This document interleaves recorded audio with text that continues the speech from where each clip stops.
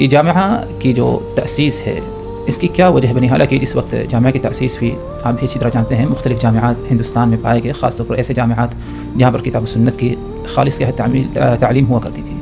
تو یہ ایک اہم بنیادی بات ہے جس کے بارے میں اگر آپ تھوڑی وضاحت کر دیں ناظرین کو اس کے لیے تو یہ ایک بہتر عمل ہوگا.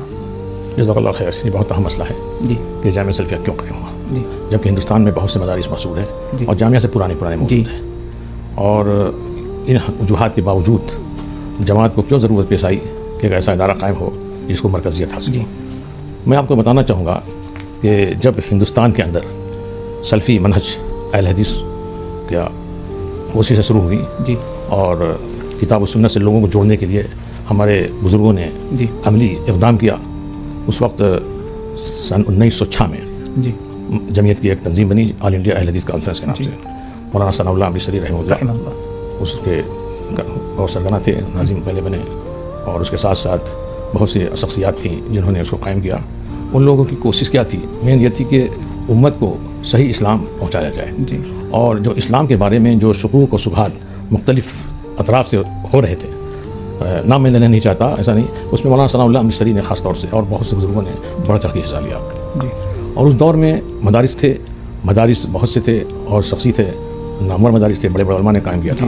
لیکن ایک بات یہ عام چیز یہ تھی کہ ہر مدارس کا اپنا الگ نصاب تھا، اچھا الگ کوشش تھی.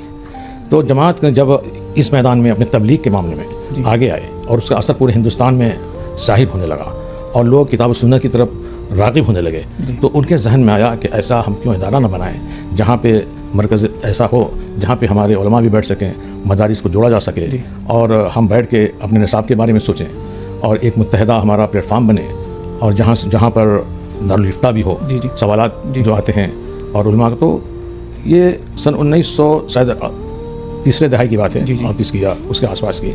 مئو کانفرنس جب ہوئی تھی، بنارس سے قریب ایک شہر ہے، قصبہ تھا، وہاں پہ جو کانفرنس ہوئی تھی تو اس وقت یہ تجویز پاس ہوئی تھی اس وقت آزادی سے پہلے کہ ایک مرکزی ہمارا ادارہ ہونا چاہیے. یعنی جامعہ کی تاسیس کی جو مہم ہے وہ آزادی سے پہلے شروع ہوئی. آزادی کے بعد جب انتشار ہوا، بہت سے جو لوگ کام کر رہے تھے جن کا وہ لوگ پاکستان چلے گئے. تو اس کے بعد جماعت کو نشست ثانیہ کے لیے کوشش کرنی پڑی. محمد عبدالوہاب سباروی امیر اس وقت صدر آل انڈیا کانفرنس تھے. تو اس تجویز کو بنارس والے، ہمارا بھی اپنا ادارہ تھا بنارس میں، ہمارے بزرگوں نے، ہمارے جیسے خاندان کے آج سے ہمارے دادا پردادا ان لوگوں نے ان لوگوں نے ایک مدرسہ جامعہ رحمانیہ کے نام سے قائم کیا تھا بنارس میں. اور اس مدرسے میں پڑھانے والے صدیق حسن خان، مولانا منیر خان، نذیر احمد صاحب املوی، بڑی بڑی شخصیات جماعتی پڑھا رہے تھے. تو ان لوگوں کی کوشش سے جب یہ ہوا تو ہمارے بزرگوں نے جب سنا کہ جماعت کو ایک ادارے کی ضرورت ہے اور وہ لوگ ڈھونڈ رہے ہیں کہ کوئی آدمی اس کی ذمہ داری کو لے، تو جامعہ رحمانیہ جو قائم ہوا تھا تو اس میں زیادہ بچے نہیں تھے، 20-25 بچے پڑھتے تھے. مولانا نذیر احمد صاحب املوی، اور وہاں سے جو ماشاءاللہ اس سے نکلے جیسے بہت سے نام علماء نکلے. مولانا عبدالحمید صاحب رحمانی کا نام سنا ہوگا، مولانا عبدالرؤف صاحب جھنڈا نگری ہیں، اور اس طرح سے اور بہت سے علماء وہاں سے نکلے، جامعہ رحمانیہ سے نکلے. تو ہمارے بزرگوں نے یہ سوچا تو ایک زمین خریدی تھی اسی جامعہ رحمانیہ کے ترقی کے لیے کہ ضرورت پڑے گی تو ہم لوگ اس کو وسعت دیں گے. اور یہ زمین خریدی تھی تقریباً جامعہ کی تاسیس سے 25-30 سال پہلے، یعنی سلفیہ کی تاسیس سے 25-30 سال پہلے ان لوگوں نے اپنی ذاتی غرض سے خریدی تھی. بنارس نے 75,000 روپئے کی اس زمانے میں، اس زمانے کی ویلیو سمجھیے.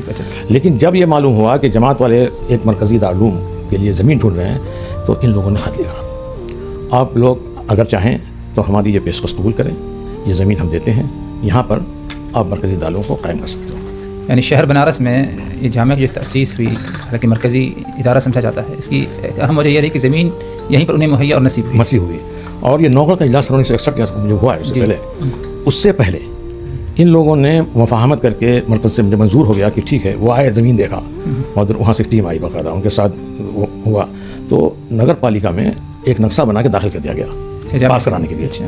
اور نوگڑھ کے اجلاس میں جامعہ کا باقاعدہ ایک خاکہ بنا کے وہاں پہ مستحد کیا گیا، اور ایک پمفلٹ وہاں سے نکال کے وہاں پہ تقسیم کیا گیا جو مولانا نذیر احمد صاحب املوی رحمانی جو جامعہ رحمانیہ دہلی کے تھے، مولانا شیخ عبداللہ صاحب رحمانی جو وہ بھی رحمانی تھے، ان لوگوں نے ان کی دستخط سے وہاں پہ باقاعدہ سرکولر کیا گیا کہ بنارس والے اس کے تیار ہیں، یہ نقشہ بنانا ہے.